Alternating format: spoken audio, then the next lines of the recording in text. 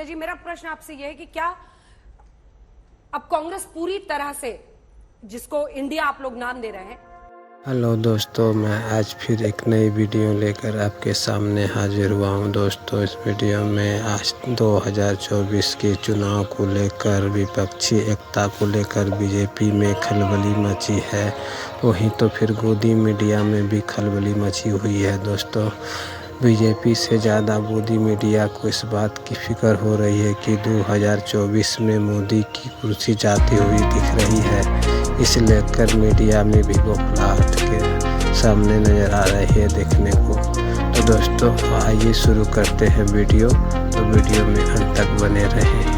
मेरा प्रश्न आपसे यह है कि क्या अब कांग्रेस पूरी तरह से, जिसको इंडिया आप लोग नाम दे रहे हैं, उसको अपनी तरफ ले जा रही है? क्योंकि आप देखिए ना, ये आप व्यूअर्स चॉइस देखिए, जिसमें साफ सी वोटर के सर्वे में दिख रहा है कांग्रेस को मजबूती मिलेगी, प्रमाणित हो रहा है सोनिया गांधी से। प्रियंका गांधी का चेहरा सबसे ऊपर हो रहा है। नीतीश कुमार जिन्होंने स्टार्ट किया, दिल्ली मुंबई सब एक कर दिया, सबके घर पर वो गए पर्सनली मिलने।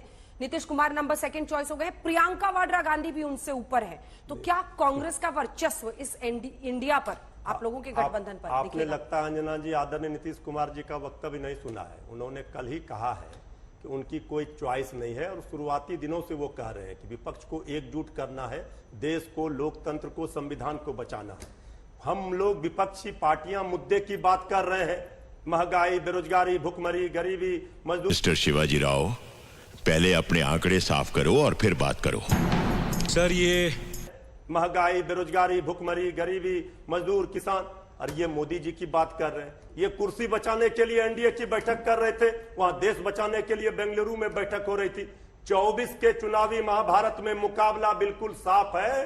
देश की जनता मोदी जी बीजेपी सरकार के खिलाफ है। इसलिए जो बातें हो रही है, वो आगे, वो पीछे, वो चेहरा, ये किचकिच में क्यों लोग पढ़ रहे हैं और इस पर क्यों बहस हो रही है, समझ से परे।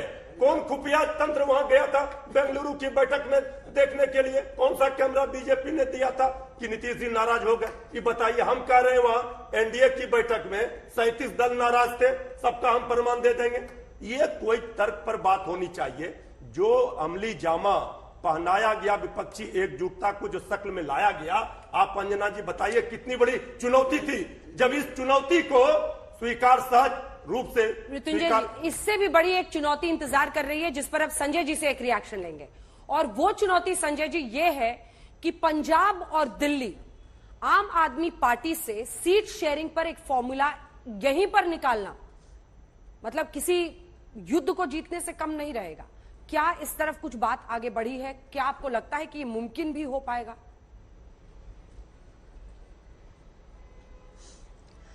देखिए, 2-3 बातें स्पष्ट कर दूं आपको। पहले जो इंडिया गठबंधन बना है, वो किसी को प्रधानमंत्री बनाने के लिए नहीं बना है और सत्ता हथियाने के लिए नहीं बना है। इंडिया गठबंधन मुख्य तौर पर हिंदुस्तान में लोकतंत्र को बचाने के लिए, संविधान का राज हो, रूल ऑफ ये जो कानून का राज हो, महंगाई, बेरोजगारी, इस तरह के जो मुद्दे हैं, उन मुद्दों से देश की जनता को निजात दिलाई जाए। और उसके बाद जो एक नफरत का माहौल है, उस माहौल से, अरे बाप रे, ये तो धोती खोल रहा है। सब बकवास है। कानून का राज हो, महंगाई, बेरोजगारी, इस तरह के जो मुद्दे हैं, उन मुद्दों से देश की जनता को निजात दिलाई जाए।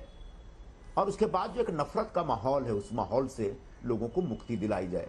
और जैसे एक भारत की जो एक आत्मा है, जिसमें हर वर्ग के लोग एक साथ भाई भाई बनकर रहते हैं, एक दूसरे के साथ प्यार मोहब्बत, वो विचार लेकर हम आए हैं। आप लोग बस ये ढूंढने में लगे कि दूल्हा कौन है, प्रधानमंत्री कौन बन रहा है।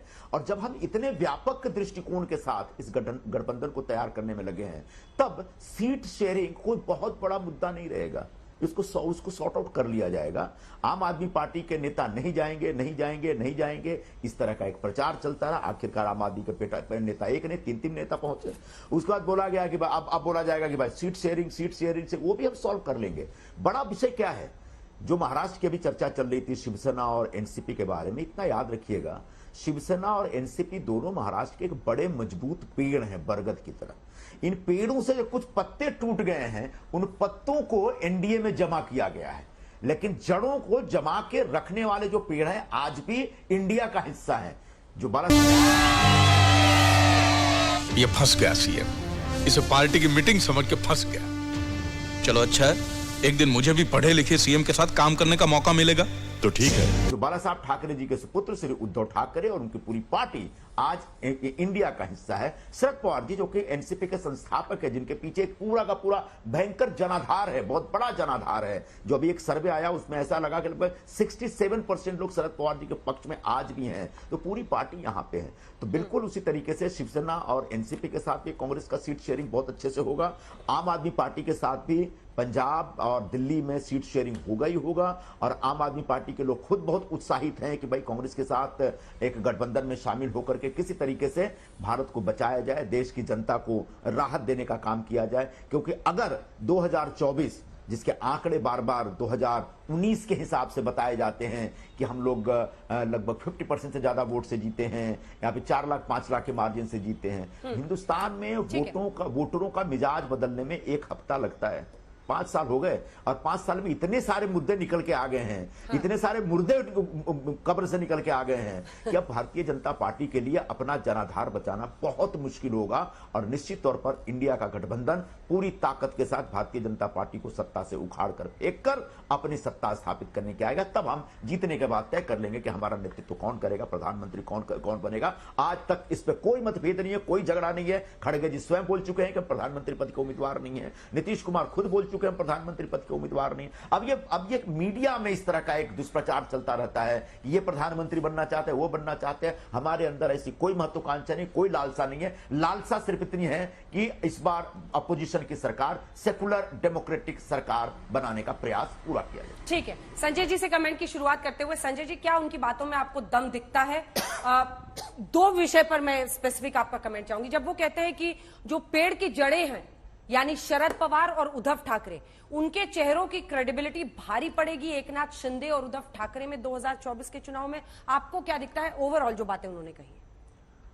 देखिए, जड़ की बात कर रहे हैं, निश्चित रूप से अगर आप जड़ की अगर हम बात करें तो निश्चित रूप से यह लगता है कि जो उद्धव ठाकरे के नेतृत्व वाली शिवसेना है या जो शरद पवार के नेतृत्व वाली एनसीपी है, जड़ तो वही है। लेकिन कई बार ऐसा भी होता है कि जड़ों में भी दीमक लग जाती है। ऐसा नहीं है कि जड़ों में दीमक नहीं लगती है, जड़ों में कोई समस्या नहीं आती। तो मुझे लगता है पार्टी के साथ कुछ ऐसा ही होता हुआ मुझे दिखाई पड़ रहा है। मैं जनाधार के हिसाब से कह रहा हूं, जनाधार खिसका हुआ है। पार्टी के इतना बड़ा हिस्सा, दोनों पार्टियों को अगर आप देखें, इतना बड़ा हिस्सा टूटकर दूसरी तरफ चला जाता है। वो पार्टी में स्प्लिट के जैसा मैं नहीं देखता हूं। पूरी की पूरी पार्टी चली गई है उधर।